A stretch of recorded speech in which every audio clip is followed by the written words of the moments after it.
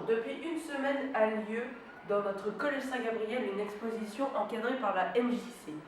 Elle se nomme Non à la haine. Nous allons faire un reportage, c'est parti.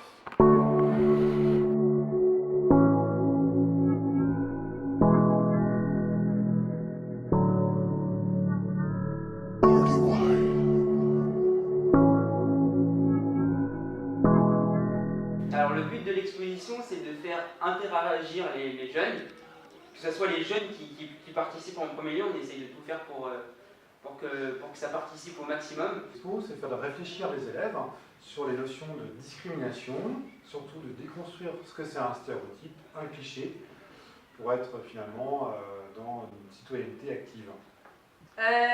L'exposition, elle a pour but en fait de permettre du coup à des jeunes de faire leur propre avis et de développer leur esprit critique sur plein de sujets, sur des discriminations, des stéréotypes, enfin vraiment de travailler sur leur argumentaire et sur leur manière de voir la vie. Alors les trois parties de cette exposition, donc là on est dans le pôle débat, donc on a 7 thèmes. 7 thèmes principaux. On va en citer quelques-uns, par exemple les OGM. Ce qui a bien marché, c'est pour ou contre la liberté d'expression ou pour ou contre le droit de vote des étrangers. Donc chacun a son avis, chacun débat et c'est plutôt bien, c'est plutôt interactif, tout le monde participe pas mal. La manipulation d'images, des médias, de ce qu'on peut avoir sur les réseaux sociaux surtout. Les dessous de l'image, c'est vrai que c'est un atelier qui est quand même pertinent dans le sens où en fait on déconstruit une image en fait qu'on pourrait voir partout et on se rend compte que c'est pas du tout le sens, enfin la vraie image ou alors le sens qu'a voulu émettre l'auteur.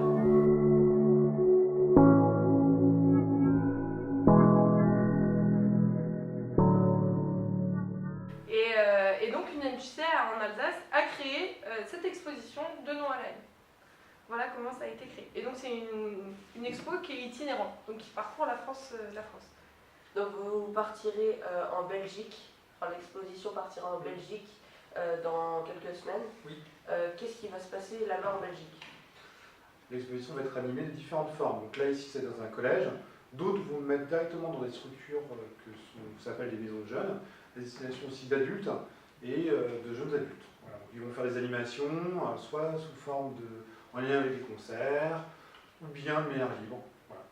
D'accord. Merci Paco. Merci à vous. Okay. Merci. C'est fini? Enfin. Merci. D'accord. Merci. Pas de soucis, merci à toi.